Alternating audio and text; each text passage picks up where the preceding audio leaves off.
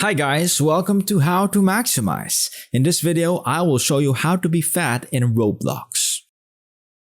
Firstly, log into your Roblox app on your device.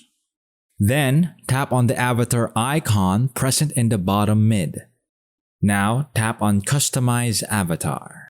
After this, swipe the main menu. Tap on Head and Body. From the submenu that appears, tap on Torsos.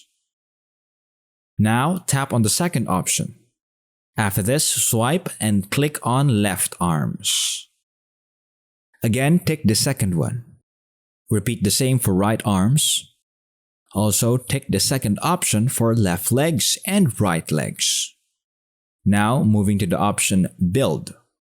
Here, you can adjust a body type and body size as per needed. So, this is all about how to appear fat in Roblox. And that's it. Thanks. Leave like, subscribe, and share.